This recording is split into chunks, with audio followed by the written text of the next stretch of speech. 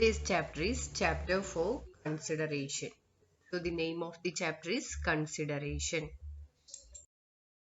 Chapter important ആയിട്ട് പഠിക്കാനുള്ളത് first ഈ ചാപ്റ്റർ കഴിഞ്ഞാൽ എന്താണ് consideration, meaning of consideration, then what are the essentials of a valid consideration. ഇപ്പൊ കഴിഞ്ഞ ചാപ്റ്ററിലൊക്കെ പഠിച്ച പോലെ ഒരു കൺസിഡറേഷൻ വാലിഡ് ആവണമെങ്കിൽ എന്തൊക്കെ പോയിന്റ് അതിൽ ഉണ്ടാവണം.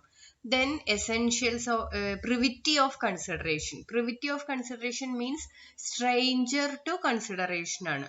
അത് അവിടെ എത്തുമ്പോൾ പറയാം. Then അതേപോലെ തന്നെ privity of contract. Stranger to contract എന്ന് വേണമെങ്കിൽ അതിനെ പറയാം. ആൻഡ് അതിലുണ്ട് ചില എക്സെപ്ഷൻസ്, അതിൽ എന്തൊക്കെ ഒഴിവുകൾ ഉണ്ട്, അതിൽ എന്തൊക്കെ ഡിഫറൻസസ് ഉണ്ട് എന്നുള്ളതാണ് അതുകൊണ്ട് വരുന്നത്. അപ്പൊ മെയിൻ ആയിട്ട് ഈ ചാപ്റ്ററിൽ വരുന്ന എന്താ കൺസിഡറേഷൻ, എസെൻഷ്യൽസ് ഓഫ് കൺസിഡറേഷൻ എന്താണ്, stranger to consideration and stranger to contract, and what are the exceptions in stranger to consideration and stranger to contract. അത്രയും കാര്യങ്ങളാണ് ഈ ചാപ്റ്ററിൽ മെയിൻ ആയിട്ട് വരുന്നത്. എന്താണ് കൺസിഡറേഷന്റെ ഡെഫിനിഷൻ എന്ന് നോക്കാം. Section 2 subsection D of the act defines consideration as when at the desire of the promiser, the promisee or any other person has done or abstained from doing or does or abstains from doing or promises to do or abstain from doing something, such act or abstinence or promise is called a consideration for the promise. അപ്പോ definition what is consideration അല്ലെങ്കിൽ define consideration ചോദിച്ചാൽ ഇങ്ങനെ തന്നെ പഠിക്കുക. ഇതിന്റെ meaning വളരെ simple ആണ്. ഒരു വ്യക്തി മറ്റൊരു വ്യക്തിയോട്, കോൺട്രാക്റ്റിലുള്ള രണ്ട് പാർട്ടീസ് ആണ്, അപ്പൊ അതിൽ ഒരാൾ മറ്റൊരാളോട് എന്തെങ്കിലും ഒരു കാര്യം ചെയ്യാനോ അല്ലെങ്കിൽ ഒരു കാര്യം ചെയ്യാതിരിക്കാനോ ആവശ്യപ്പെടുമ്പോൾ, when at the desire of the promiser, the promisee or any other person has done or abstained from, ഒന്നില്ലെങ്കിൽ ഒരു കാര്യം ചെയ്യുന്നു അല്ലെങ്കിൽ അത് ചെയ്യാതിരിക്കുന്നു, ആ ചെയ്യുക അല്ലെങ്കിൽ ചെയ്യാതിരിക്കുക എന്നുള്ളതിനെയാണ് നമ്മൾ എന്തായിട്ട് പറയുന്നത്, ആ പ്രോമിസിലത്തെ കൺസിഡറേഷൻ ആയിട്ട് പറയുന്നത്, ആ പ്രോമിസിലത്തെ കൺസിഡറേഷൻ ആയിട്ട് പറയുന്നത്. അപ്പൊ ഒരു എക്സാമ്പിൾ പറയുകയാണെങ്കിൽ, A agrees to sell his scooter to B for ₹50,000. അപ്പൊ ഇവിടെ എന്താണ് consideration? In this case the promise of B to pay a sum of ₹50,000 is the consideration for the promise of A and to sell the scooter, and the promise of A to sell the scooter is the consideration for the promise of B to pay a sum of ₹50,000. A ബിക്ക് scooter sale ചെയ്യാന്ന് പറയുന്നു 50,000 രൂപയ്ക്ക് അല്ലെ. അപ്പൊ എക്ക് കിട്ടുന്ന consideration എന്താണ്, B 50,000 രൂപ കൊടുക്കുന്നു. ബിക്ക് കിട്ടുന്ന കൺസിഡറേഷൻ എന്താണ്, എ ആ സ്കൂട്ടർ കൊടുക്കുന്നു. അപ്പൊ എന്താ കൺസിഡറേഷൻ എന്ന് നിങ്ങൾക്ക് ക്ലിയർ ആയില്ലോ. രണ്ട് കൂട്ടർക്ക്, രണ്ട് വ്യക്തികൾക്ക് എന്തെങ്കിലും ഒരു benefit or something in return, നമ്മളൊരു കാര്യം ചെയ്യുമ്പോൾ നമുക്ക് തിരിച്ച് എന്ത് കിട്ടുന്നു എന്നുള്ളതിനെയാണ് സിമ്പിൾ ആയിട്ട് ഏതുകൊണ്ട് മീൻ ചെയ്യുന്നത്, കൺസിഡറേഷൻ. അപ്പൊ ടെക്സ്റ്റ് വായിച്ചു കഴിഞ്ഞാൽ ഇനി നിങ്ങൾക്ക് എക്സാമ്പിൾ കാണാം. ഞാൻ പറഞ്ഞ ഒരു കാര്യം ചെയ്യാനോ ചെയ്യാതിരിക്കാനോ എന്നാണ്. അതിനുള്ളൊരു എക്സാമ്പിൾ പറയുകയാണെങ്കിൽ, ഇപ്പൊ എ ബി തമ്മിലൊരു കോൺട്രാക്റ്റിൽ ഏർപ്പെടുകയാണ്. അപ്പൊ എന്റെ പേരിൽ നീ ഒരു കേസ് കൊടുക്കാതിരുന്നാൽ ഞാൻ നിനക്ക് ഇത്ര രൂപ തരാം എന്ന് പറഞ്ഞാൽ, അപ്പൊ അവിടെ എന്താ നമ്മൾ ചെയ്യേണ്ടത്, കേസൊന്നും ചെയ്യരുത് അല്ലെ. ഇപ്പൊ ഫോർ എക്സാമ്പിൾ നമ്മൾ ജസ്റ്റ് ഒരു റോഡിലൂടെ യാത്ര ചെയ്യുമ്പോൾ രണ്ട് വണ്ടികൾ തമ്മിൽ ചെറുതായിട്ടൊന്ന് കൂട്ടിമുട്ടിയെങ്കിൽ, വലിയ കുഴപ്പങ്ങളൊന്നുമില്ല, പരിക്കുകളൊന്നും ഇല്ലെങ്കിൽ നമുക്ക് എന്ത് ചെയ്യാം, അത് മ്യൂച്വലി നമുക്കതിനെ സോൾവ് ചെയ്യാം അല്ലെ. അപ്പൊ ഇതിന്റെ പേരിൽ കേസൊന്നും ഫയൽ ചെയ്യണ്ട, ഞാൻ ഇത് നേരാക്കാനുള്ള ഇത്ര രൂപ നിനക്ക് തരാം എന്ന് നമ്മൾ ജനറലി ചെയ്യാറുണ്ട്. അപ്പോൾ നമ്മൾ എന്താ ചെയ്യേണ്ടത്, ചെയ്യാതിരിക്കാനാണ്. കേസൊന്നും കൊടുക്കരുത് എന്ന് പറഞ്ഞിട്ട് ഒരു കോൺട്രാക്ട് വെക്കുന്നില്ലേ, അവിടെ വരുന്ന അതിനെയും എന്തായിട്ട് നമുക്ക്, അപ്പൊ കേസ് കൊടുക്കാതിരിക്കുക എന്നുള്ളതാണ് ഒരാളെ സംബന്ധിച്ച കൺസിഡറേഷൻ. ആ കേട് വന്ന അത്ര എമൗണ്ട് കിട്ടുക എന്നുള്ളതാണ് മറ്റേയാളെ സംബന്ധിച്ചിട്ടുള്ള കൺസിഡറേഷൻ. അപ്പൊ അതാണ് ഈ കൺസിഡറേഷൻ എന്നുള്ളതിന്റെ മീനിങ്. അപ്പൊ ഒരു കോൺട്രാക്റ്റിൽ കൺസിഡറേഷൻ ഇല്ലെങ്കിൽ കോൺട്രാക്ട് ഇൻവാലിഡ് ആണ്. കൺസിഡറേഷൻ ഉണ്ടെങ്കിൽ മാത്രമേ അത് എന്താവുന്നുള്ളൂ, കോൺട്രാക്ട് ആവുന്നുള്ളൂ. So the consideration is one of the essential elements of a valid contract. അപ്പോ essential elements of a contract എന്നുള്ളതിൽ ഫസ്റ്റ് വൺ ആയിരുന്നു ഓഫർ ആൻഡ് ആക്സെപ്റ്റൻസ്. അതാണ് കഴിഞ്ഞ ചാപ്റ്ററിൽ പഠിച്ചത്. അടുത്ത എലമെന്റ് ആയിരുന്നു ഏത്, കൺസിഡറേഷൻ. കൺസിഡറേഷൻ ഇല്ല എന്നുണ്ടെങ്കിൽ ഒരു കോൺട്രാക്ട് അവിടെ ഫോം ആവുന്നില്ല. അപ്പൊ the term consideration may be defined as the price of the promise. നമ്മളൊരു പ്രോമിസ് ചെയ്യുന്നുണ്ട് അല്ലെ, അപ്പൊ രണ്ട് കൂട്ടർക്കും ആ പ്രോമിസിന്ന് കിട്ടുന്ന മൂല്യം, അതിനെയാണ് നമ്മൾ ഏതുകൊണ്ട് മീൻ ചെയ്യുന്നത്, consideration. And this term is used in the sense of Kwid pro quo, that is something in return. അപ്പൊ അത് കോൺട്രാക്ടിന്റെ ബേസിലുള്ള ആ ഒരു ടേം ആണ്. Kwid pro quo means consideration എന്ന് വെച്ചാൽ എന്താ, സംതിങ് ഇൻ റിട്ടേൺ. നമ്മൾ എന്ത് കാര്യം ചെയ്യുമ്പോൾ എനിക്ക് എന്ത് കിട്ടും എന്ന് നമ്മൾ ചോദിക്കില്ലേ, ആ എന്താണ് നമുക്ക് കിട്ടുന്നത്, ഒരാളുമായിട്ട് കോൺട്രാക്റ്റിൽ ഏർപ്പെടുമ്പോൾ നമുക്ക് എന്ത് ബെനിഫിറ്റ് കിട്ടുന്നു, അതിനെയാണ് ഏതുകൊണ്ട് മീൻ ചെയ്യുന്നത്, consideration. And accordingly an agreement which is not supported by consideration is a nudum pactum. ആ ഒരു വേർഡും ശ്രദ്ധിച്ചു വെക്കുക. അപ്പൊ നമ്മൾ കൺസെൻസസ് ആഡ് ഇടം എന്നൊക്കെ പറയുന്ന പോലെ nudum pactum means A nude or a bare agreement. Consideration ഇല്ലാത്ത ഒരു എഗ്രിമെന്റിനെയാണ് നമ്മൾ എന്തായിട്ട് പറയുക, nudum pactum, and which is invalid. നമ്മൾ പറഞ്ഞു കോൺട്രാക്ട് എന്ന് വെച്ചാൽ an agreement enforceable by law ആണ്. എഗ്രിമെന്റിൽ നമ്മൾ എന്ത് വേണമെന്ന് പറഞ്ഞു, കൺസിഡറേഷനും വേണമെന്ന് പറഞ്ഞു. അപ്പൊ ഒരു കൺസിഡറേഷനേ ഇല്ലാത്ത എഗ്രിമെന്റ് ആണെങ്കിൽ അതിനെ നമ്മൾ എന്തായിട്ടാ പറയാ, ബെയർ എഗ്രിമെന്റ്, ഒരു കാര്യമില്ലാത്ത എഗ്രിമെന്റ്. കാരണം അതിൽ കൂടെ ഒന്നും കിട്ടാനില്ല, ഒരു ബെനിഫിറ്റും അങ്ങോട്ടും ഇങ്ങോട്ടും ഇല്ലാത്ത ഒരു എഗ്രിമെന്റിനെയാണ് ഏതുകൊണ്ട് മീൻ ചെയ്യുന്നത്, nudum pactum എന്നുള്ളത് കൊണ്ട് മീൻ ചെയ്യുന്നത്. അപ്പോ എന്താണ് കൺസിഡറേഷൻ എന്നുള്ളതിനുള്ള ഡെഫിനിഷൻ ഇത് തന്നെ പഠിച്ചു വെക്കുക. ഓക്കെ, ഇനി നെക്സ്റ്റ് ടോപ്പിക് ആണ് what are the essentials of consideration. കൺസിഡറേഷനിലെ പ്രധാനപ്പെട്ട ഘടകങ്ങൾ ഏതൊക്കെയാണ്? ഫസ്റ്റ് വണ്ണാണ്. അപ്പൊ എല്ലാ ചാപ്റ്ററിൽ നിങ്ങൾക്ക് കോൺട്രാക്ട് പഠിച്ചപ്പോൾ മുതൽക്ക് അങ്ങനെ തന്നെയാണ്. കോൺട്രാക്ട് പറഞ്ഞു കഴിഞ്ഞാൽ പറയും essentials of a valid contract. Agreement പഠിച്ചപ്പോൾ essentials of a valid agreement. Same way offer പഠിച്ചപ്പോൾ essentials of a valid offer. Then acceptance പഠിച്ചപ്പോൾ എസെൻഷ്യൽസ് ഓഫ് വാലിഡ് അക്സെപ്റ്റൻസ്. അപ്പോൾ അതേപോലെ തന്നെ ഒരു കൺസിഡറേഷൻ ആയിട്ട് നമ്മൾ കരുതണമെങ്കിൽ അതിൽ എന്തൊക്കെ എലമെന്റ്സ് വേണം? What are the essentials of consideration? First one, consideration must move at the desire of the promisor. So promisor ആരാ, പ്രോമിസി ആരാ എന്നൊക്കെ നിങ്ങൾക്ക് ക്ലിയർ ആയിരിക്കണം. സോ കൺസിഡറേഷൻ എവിടുന്ന് മൂവ് ചെയ്യണം എന്നാണ് പറയുന്നത്, it must move at the desire of the promisor. അപ്പോ the act or abstinence of the promisee or any other person must be done at the desire or request of the promisor. Voluntary act would not constitute a valid consideration, and the desire of the promiser may be expressed or implied from the conduct of the parties.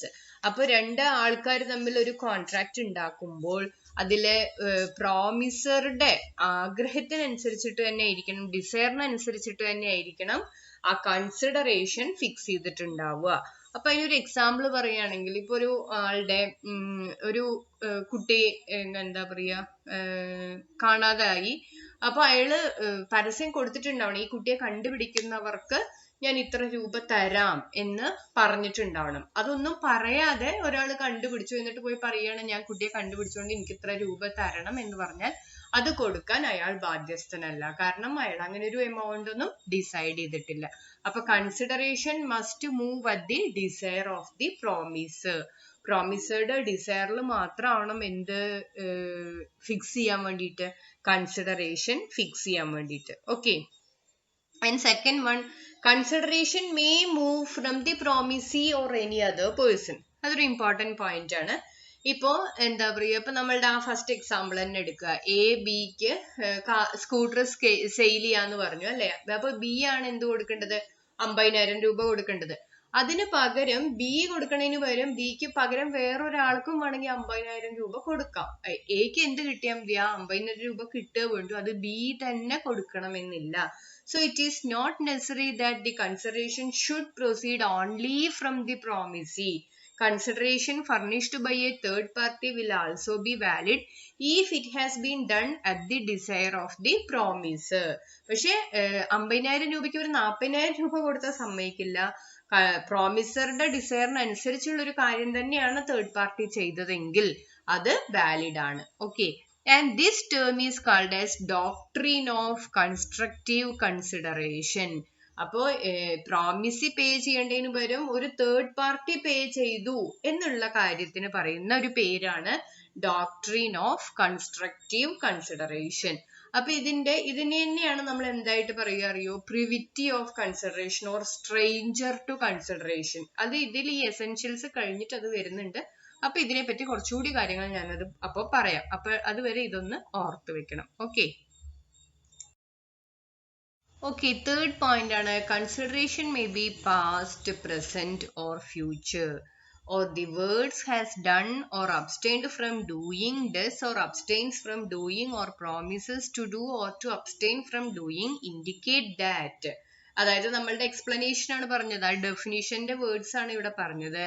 അപ്പൊ അതൊക്കെ കേൾക്കുമ്പോൾ നമുക്ക് എന്താ മനസ്സിലാവുന്നത്? Consideration may B past, ചിലപ്പോൾ നമ്മൾ മുമ്പ് ചെയ്തൊരു കാര്യത്തിന് വേണ്ടിയാവാം, അല്ലെങ്കിൽ ഇപ്പൊ ചെയ്യുന്നുണ്ടാവാം, അല്ലെങ്കിൽ ഇനി ഫ്യൂച്ചറിൽ ചെയ്യാനിരിക്കുന്നതാവാം. ആ മൂന്നെണ്ണത്തിനെയും നമ്മൾ എന്തായിട്ട് കൺസിഡർ ചെയ്യും? കൺസിഡറേഷൻ ആയിട്ട് പരിഗണിക്കും. Okay, past consideration means when the present promise is based on the consideration already taken place, that is before the date of promise, it is termed as past consideration. When the promiser receives consideration simultaneously with his promise, it is called a present consideration. And when the consideration for a promise is rendered in future, it is termed as future or executory consideration. ഇപ്പൊ നമ്മള് അല്ലെങ്കിൽ already ഒരു scooter കൊടുക്കുക, ശരി നീ എടുത്തോ, പൈസയൊക്കെ നമുക്ക് പിന്നെ പറയാം എന്ന് പറഞ്ഞു. പിന്നെ കുറച്ച് ദിവസം കഴിഞ്ഞിട്ടാണ് ആ സ്കൂട്ടറിന്റെ വില തീരുമാനിച്ചതെങ്കിൽ അവിടെ എന്താണ്? പാസ്റ്റ് കൺസിഡറേഷൻ ആണ്. ഓൾറെഡി നമ്മൾ ആ സ്കൂട്ടറൊക്കെ കൊടുത്തു കഴിഞ്ഞു. നേരെ മറിച്ച് ഫസ്റ്റ് നമ്മൾ കാണുന്നു, സംസാരിക്കുന്നു, അപ്പൊ തന്നെ അത് എക്സ്ചേഞ്ച് ചെയ്യുന്നുവെങ്കിൽ അത് പ്രസന്റ് കൺസിഡറേഷൻ ആണ്. ദെൻ നമ്മൾ സംസാരിച്ചിട്ട് പറയണ ഒരു മാസം കഴിഞ്ഞിട്ട് ഞാൻ ആ സ്കൂട്ടർ നിനക്ക് 50,000 രൂപയ്ക്ക് തരാം എന്ന് പറയുമ്പോൾ അതെന്താണ്? ഫ്യൂച്ചർ കൺസിഡറേഷൻ ആണ്. അപ്പൊ കൺസിഡറേഷൻ പ്രസന്റ് തന്നെ ആവണമെന്ന് നിർബന്ധമില്ല. ഇറ്റ് പാസ്റ്റ് ആവാം, പ്രസന്റ് ആവാം, അല്ലെങ്കിൽ ഫ്യൂച്ചർ ആവാം. ഓക്കെ, ഫോർത്ത് പോയിന്റ് ആണ് consideration need not be adequate. ചില സമയത്ത് ഇപ്പൊ നമ്മളുടെ എക്സാമ്പിൾ പറയുകയാണെങ്കിൽ, ഇപ്പൊ എ ബിക്ക് ഒരു സ്കൂട്ടർ സെയിൽ ചെയ്യാന്ന് പറഞ്ഞു അല്ലെ. ശരിക്കും ആ സ്കൂട്ടറിന് 50,000 ഒന്നും അല്ല, അതിന് 1,00,000 ഒക്കെ വില വരും. അപ്പൊ നമ്മൾ ചോദിക്കുകയാണ്, അപ്പൊ ആ കൺസിഡറേഷൻ ഇൻവാലിഡ് ആണോ? അതല്ല. Okay, consideration need not be adequate. ഒരു കൺസിഡറേഷൻ വേണമെന്നേ ഉള്ളൂ, അത് അതിനനുസരിച്ചിട്ടുള്ള ഒരു വില ആയിക്കൊള്ളണം എന്ന് നമുക്ക് നിർബന്ധമൊന്നുമില്ല. ആ ഒരു മീനിങ്ങിനെയാണ് ഏതുകൊണ്ട്, അതാണ് ഏതിന്റെ അർത്ഥം? Consideration need not be adequate.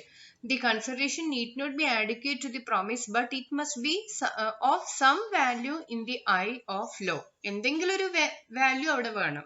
And പിന്നെ അതിലൊരു ഇമ്പോർട്ടന്റ് പോയിന്റ് ആണ്, the consent of the promiser was freely given.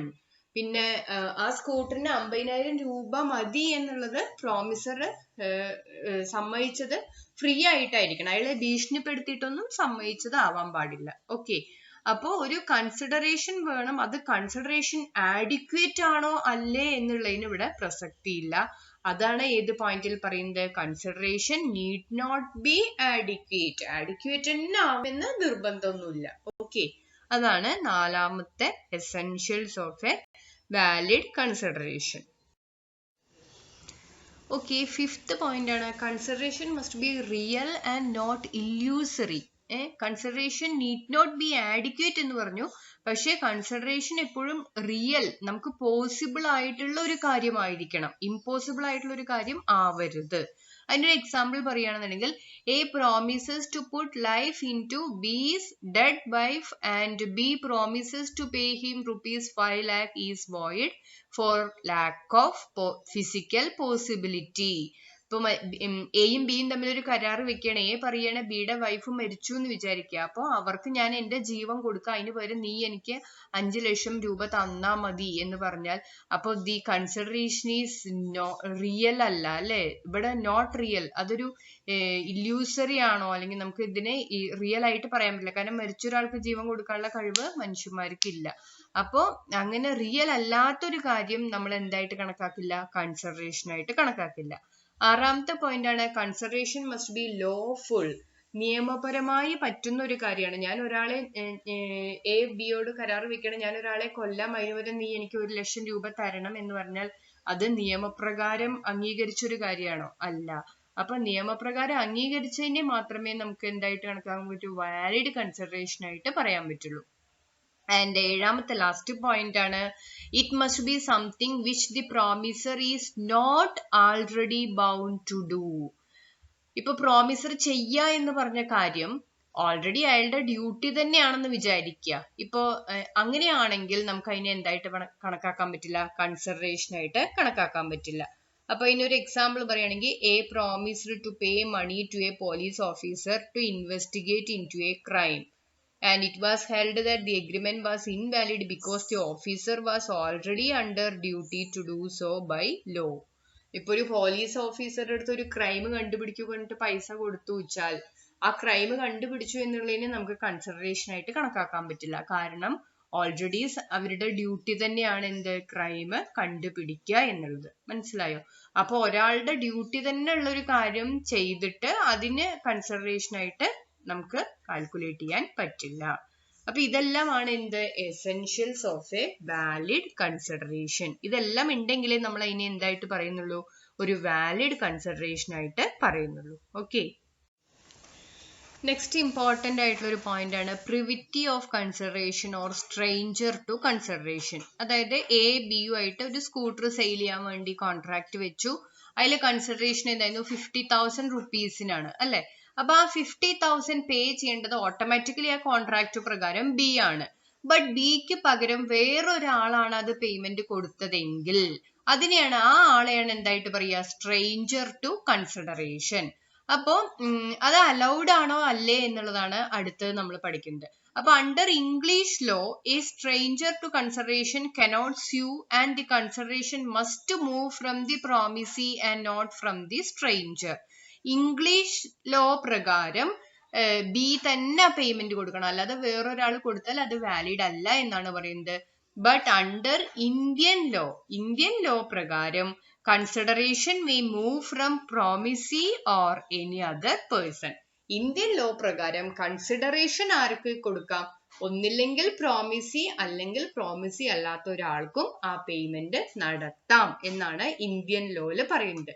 അപ്പൊ ഇതിന് പറയുന്ന വേറൊരു ടേം ആയിരുന്നു ഡോക്ട്രീൻ ഓഫ് കൺസ്ട്രക്റ്റീവ് കൺസിഡറേഷൻ. ആദ്യം ഞാൻ എടുക്കുമ്പോ പറഞ്ഞില്ലേ, ഡോക്ട്രീൻ ഓഫ് കൺസ്ട്രക്റ്റീവ് കൺസിഡറേഷൻ. അതായത് നമ്മുടെ second point, consideration may move from the promisee or any other person. Okay, അപ്പൊ അതാണ് ഈ പ്രിവിറ്റി ഓഫ് കൺസിഡറേഷനിൽ അത്രയാണ് ഇതിൽ പറയാനുള്ളത്. നെക്സ്റ്റ് ഏതാന്ന് നോക്കാം. ഓക്കെ, അപ്പൊ പ്രിവിറ്റി ഓഫ് കൺസിഡറേഷൻ പഠിച്ചപ്പോൾ അതുമായിട്ട് റിലേറ്റഡ് ആയിട്ടുള്ള ഒരു ടേം ആണ് അടുത്തത്, privity of contract or stranger to contract. അപ്പൊ സ്ട്രേഞ്ചർ ടു കോൺട്രാക്ട് എന്ന് വെച്ചാൽ എന്താ?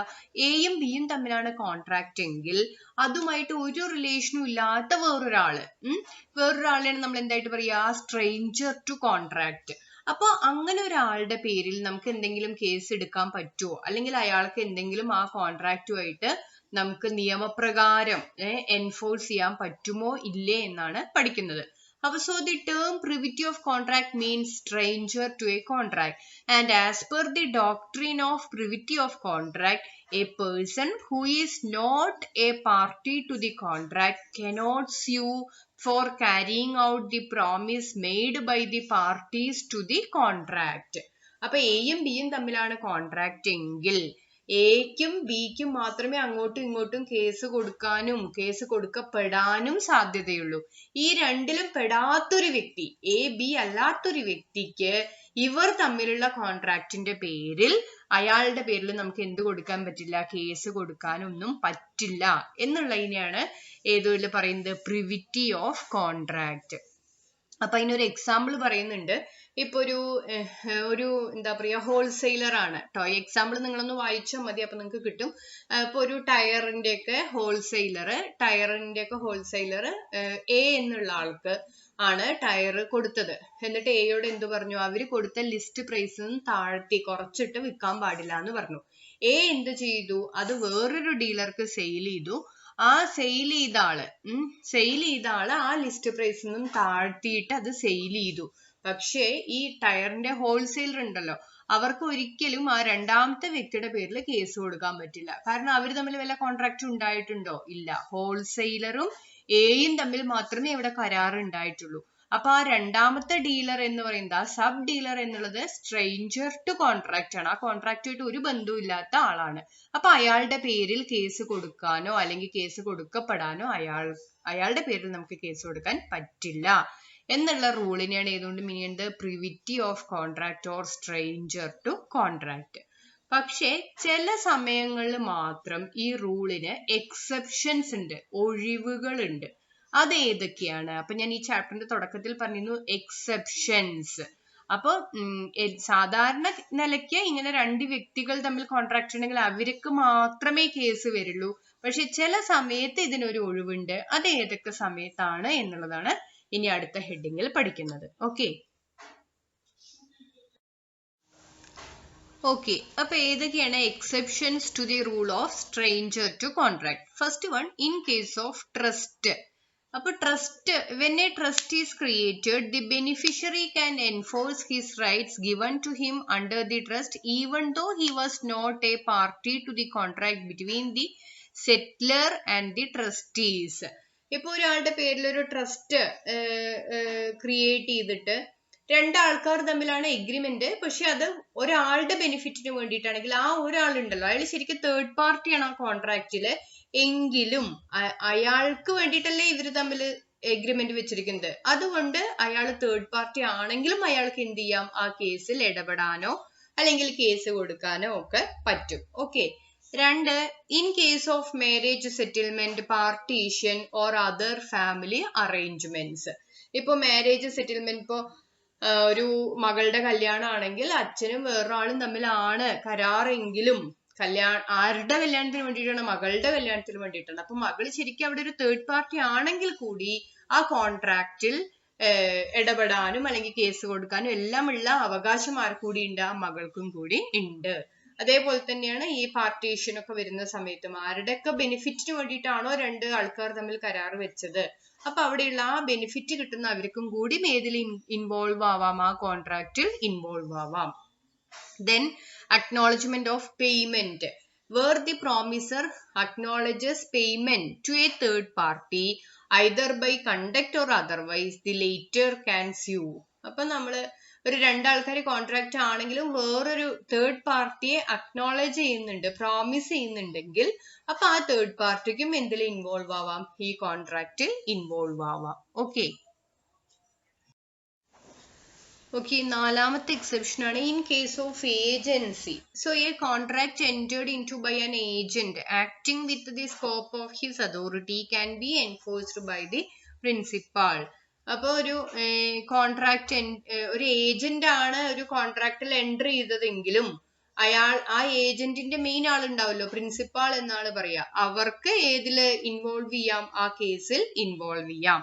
And in case of assignment of rights under a contract, അപ്പൊ നമ്മളിപ്പോ എന്റെ ഡ്യൂട്ടി ഞാൻ ഒരാൾക്ക് ഏൽപ്പിച്ചു കൊടുക്കും. അപ്പൊ അയാളായിരിക്കും എല്ലാം ചെയ്തിട്ടുണ്ടാവുക, എങ്കിലും എനിക്കും ഏതിൽ ഇടപെടാൻ പറ്റും? ആ ഒരു കേസിൽ ഇൻവോൾവ് ആവാം.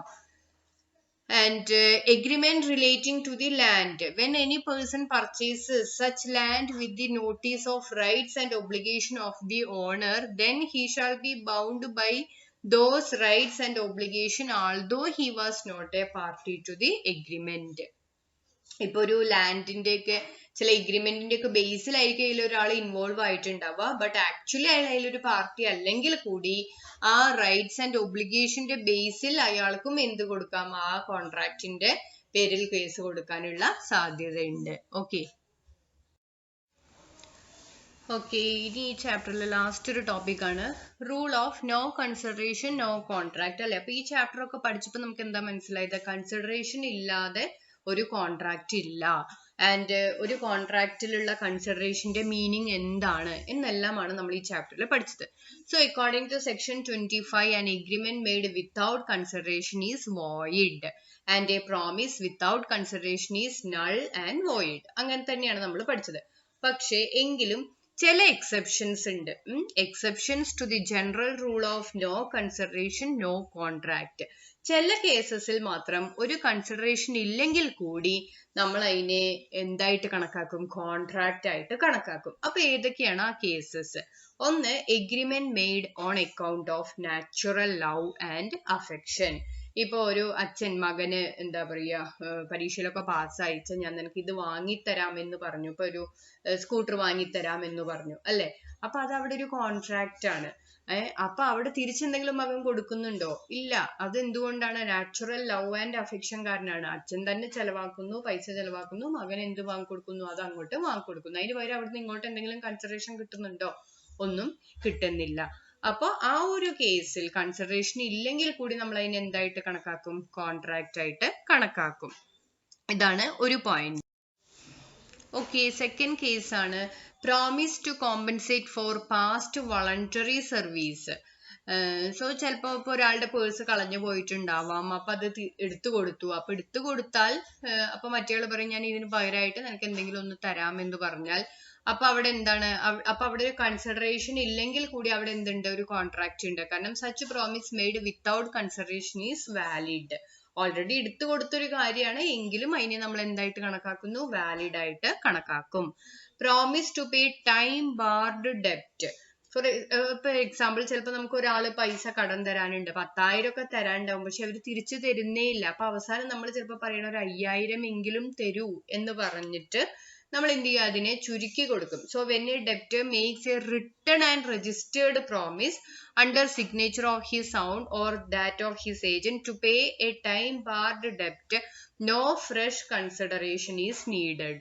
അപ്പൊ അവിടെ ഒരു കോൺട്രാക്ട് ആണ് വന്നത്. എന്തിനായിരുന്നു? പഴയ കടം തരാനുള്ളതായിരുന്നു. അപ്പൊ ഇനി അവിടെ ആദ്യം ഒരു കൺസിഡറേഷന്റെ ആവശ്യമുണ്ടോ? ഇല്ല. അപ്പൊ അവിടെ ഒരാൾ മാത്രമേ പൈസ കൊടുക്കുന്നുള്ളൂ, അതിന് പകരമായിട്ട് മറ്റേയാളൊന്നും ചെയ്യുന്നില്ലെങ്കിൽ കൂടി അതിനെ നമ്മൾ എന്തായിട്ട് പറയുന്നുണ്ട്? വാലിഡ് ആയിട്ട് പറയുന്നുണ്ട്. Then completed gift. ഇപ്പൊ ചിലപ്പോ നമ്മളൊരു പിറന്നാളിന് ഒരാൾക്ക് ഒരു സ്വർണ്ണമാല വാങ്ങിച്ചു കൊടുത്തു. കുറച്ച് ദിവസം കഴിഞ്ഞ് നമ്മൾ പോയി ചോദിക്കുക, അന്ന് ഞാൻ നിനക്ക് മാല വാങ്ങി തന്നില്ല, അത് എനിക്ക് തിരിച്ചു വേണം, കാരണം നീ എനിക്ക് പകരമായിട്ട് ഒന്നും തന്നിട്ടില്ല എന്ന് നമുക്ക് പറയാൻ പറ്റില്ല. ഒരു ഗിഫ്റ്റ് കൊടുത്ത കാര്യത്തിൽ ഒരാൾ മാത്രമേ അവിടെ കൊടുത്തിട്ടുള്ളൂ, അതിന് പകരം ഇങ്ങോട്ട് കൺസിഡറേഷൻ കിട്ടിയിട്ടില്ലെങ്കിൽ കൂടി അവിടെ നമ്മൾ അതിനെ എന്തായിട്ട് കണക്കാക്കും? ഒരു വാലിഡ് കോൺട്രാക്ട് ആയിട്ട് കണക്കാക്കും.